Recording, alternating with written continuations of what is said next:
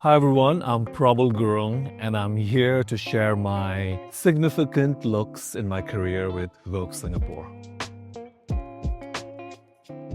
The first is Diljit Dosanjh. This was Met Gala 2025. I think the theme was tailored for you, dandyism. And I remember thinking about, whom to invite. I was thinking I've always loved Diljit as an actor and a performer and a singer. And I also felt like, India was such an important part of my growing up. I think I first saw this video at Coachella, how he had performed. He was like so unapologetically himself in his full outfit. So when I reached out to him and he was just like, let's do it. Immediate synergy because, one thing about Met Gala, it's an important night obviously, but it's also, it can be stressful. And if you're not with people that you really like or get along, it can be even more stressful, right? We happened to immediately get along. He wanted to represent himself, the country, his community, Punjab, because oftentimes what happens is, Met Gala is a big night and there's so much attention placed on it and all eyes on it. And I think it is important that where you come from,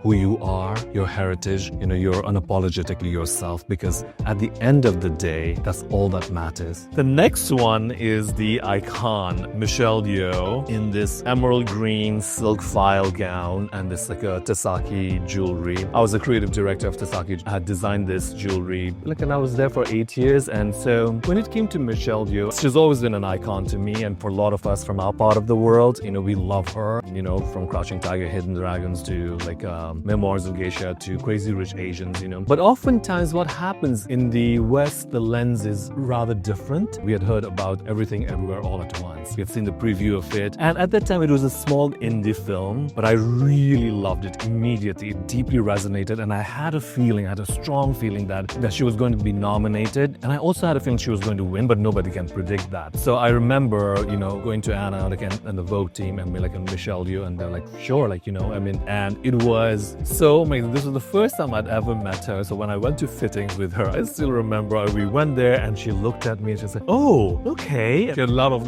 nice things to say about me and my work. And then as we were pinning, she turned to my team and said that, don't pin me. Others, I'm going to kill you. She was absolutely joking, but she was like that, the badass, diva that we know. Oftentimes when in fashion and the world that we live today, we often talk about relevance and beauty that's just related to youth. When she was here, someone unapologetically herself, strong, elegant, graceful, and friendly. The next is my dearest friend, Zoe Saldana. This is in 2009-2010 Star Trek premiere in Berlin. So this particular red dress has such a history. So when I was launching my brand, this was the first dress that I draped. I remember and thinking about maybe one day I will, as I was draping it on a mannequin, I was still at Bill Blass at the time. I remember thinking to myself, maybe one day I will launch something in a year or 2 or 3 years. This dress defined who I was. It was this bold, beautiful red. It was very much part of our world, where we come from around this world. And it was also unapologetically feminine and glamorous. And this beautiful Tironi silk, which is one of the best silks out there in the world. I remember draping this, and this was the dress that got me on the cover of Women's Wear Daily. That kind of completely changed my trajectory in fashion. I remember she used to live in New York. We were having, at the time, we were having iced coffee. I was still at Bill Blass, and she said to me, I got an offer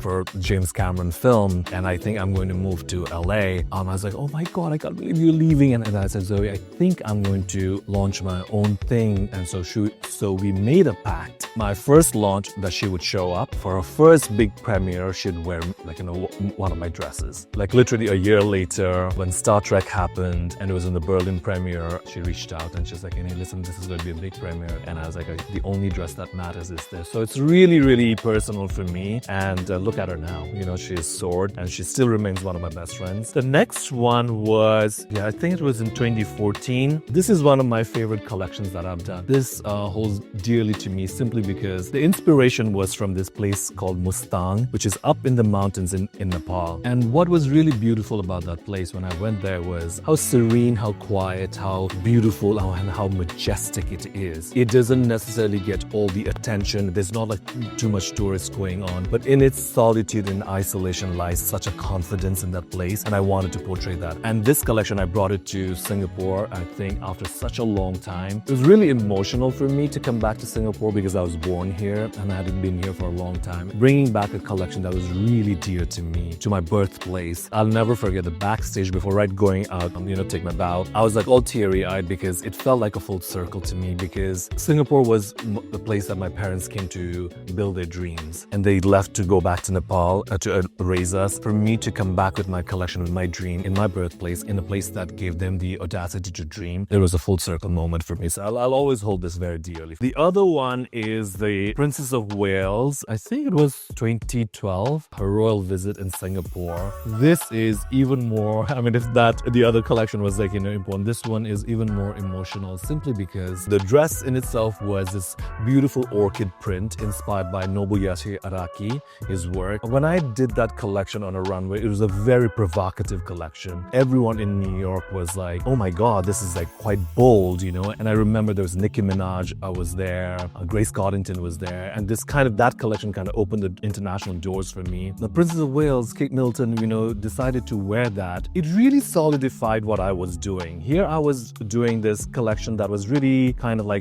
held as provocative, but here was another extremely elegant young royal who was coming to Singapore, realized the fact that, I was from Nepal, but born in Singapore, coming to Singapore. It was a beautiful, elegant way of paying homage, and that's why I really love her. I think there's this quiet grace about her, just so that, when all this stuff happens, you never know when they're going to wear it. It was not lost on me that out of all the designers that she had option to choose from, she chose me. A Nepali guy who was born in Singapore, left his family to go to New York to live his dreams. That I would say, acknowledgement from her meant a lot to me because it meant a lot to my parents. The next one is my favorite singer of this generation, Leve. This was in 2024 Met Gala. I was introduced to her by my niece, who is 18 years old. At the time, she was 16. She has said to me, and I'm very close to her. I talk to her about films, books, heartaches, mostly heartaches, mine. And she was like, you're such a romantic, Prabal uncle. You should listen to her music. And it is so beautiful. It is so dreamy. And I went to see her live in concert, and I was completely mesmerized by the way she sings, the wordplay, the lyrics and everything, how dramatic and beautiful and elegant. I reached out to her and I was like, hey, do you want to go to Met Gala? And she's like, yes. And this particular dress is really favorite of mine because this is this silk tulle. It has a hark back to old school, those portraits of I would say Sargent's painting. And I really wanted to bring that to life. This is coral, silk organza, all in a hand pleated and hand ruffled and a tulle. I remember her coming alive as she was coming out of the room, and as we were walking towards the red carpet, and I was thinking, I was like, I texted my niece and said, I don't think anyone can find a cooler uncle than me. This was my niece, I'll say that. So 2018 Met Gala, I had just become the creative director of Tasaki. We had a table, and I wanted to invite all these women that from different walks of life that represented what I believed in, which is, this elegance, assured confidence, and also this unabashed, unapologetic femininity. Always talked about this idea of stronger in color in terms of, it means literally with my collection also, but metaphorically. I think I've always believed that our lives, when it's more colorful, filled with people who are from different walks of life, different race, different size, different gender, and that's how my personal dinner table is. So I wanted to bring it to life. And when I saw that come to life, I was like, that idea and that, dream is coming true. And this was Diane Kruger, who's a dear friend of mine. I had actually created a different shape, and then she texted me and she's like, babes, I haven't told anyone, but I'm pregnant. So we changed the silhouette, empire waist, empire waist. It was a really otherwise it was very corseted. This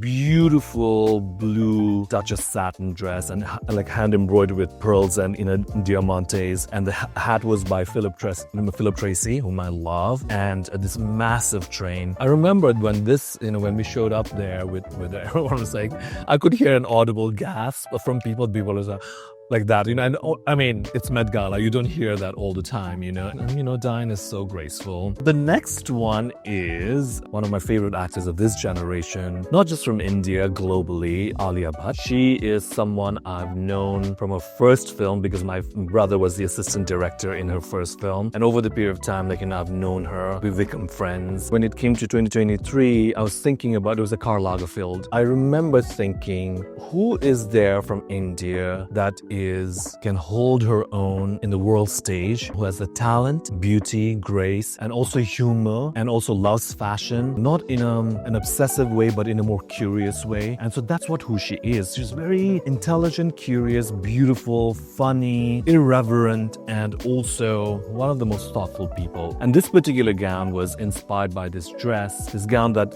Karl had done for Claudia Schiffer. Took that silhouette, and I told her, I said, I want to do this, but I want to do in white organza, a cage petticoat underneath, and it's all hand-beaded pearls. It's like, I was at Tasaki, Chanel is pearls, Karl Lagerfeld is pearls. I love pearls, I don't know the exact count, but it's like more than 100,000 pearls have been embroidered. It is so heavy. She was like, Brabs, I don't know how I'm going to walk. And I said, I'll be there. And it felt young. It felt fresh, even though it was heavy. And she was such a sport, She remains still one of my favorite actors, one of my favorite people. And she is, a talent that I cherish and I look all the time. So this is a special one. The last one is the 2016, the former First Lady, one of my favorite First Ladies of America, Michelle Obama. She was wearing this red jersey gown at the White House Correspondents' Dinner. I will never forget that moment for me because, I'd been dressing a lot of celebrities before that, and I talked to my mom all the time, and I'd said to her, Mom, I'm dressing Demi Moore, I'm dressing Sarah Jessica Parker and everyone. And my mom was like, that's amazing, I'm really happy for you. And she was like,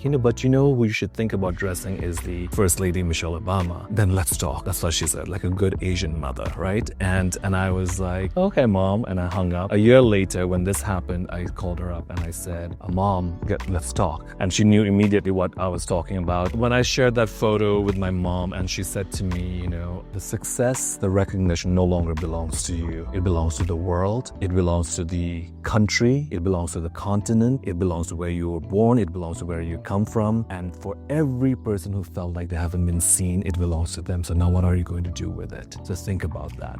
And that was the starting point when I launched my foundation. So it was this dress is really important. I'll never forget it because, as I said earlier, you never know when it's going to happen. But somebody has sent me an email being like, oh my God, that red is your red. Have you seen her? I think it's your dress. When everyone from our team confirmed it was that, I will never forget. It changed my career, my life, my trajectory, because I went from being new designer to watch to a new design to watch who the First Lady was wearing. And it was really important for me because here was a dress in my signature red color, really an homage to the saris and the draping that my mom's and my aunt and my sisters wear. For me, it wasn't like, oh, I made it. I didn't feel like that. It was almost like, sometimes in life you want to see these signals and the signs that you're on the right path. And this was a moment when I felt like, I think I might be doing something right. This was dreams manifesting into reality. Well, I think that's it. Thank you so much for watching. I hope I didn't bore you. See you all very soon, if not here on the red carpet.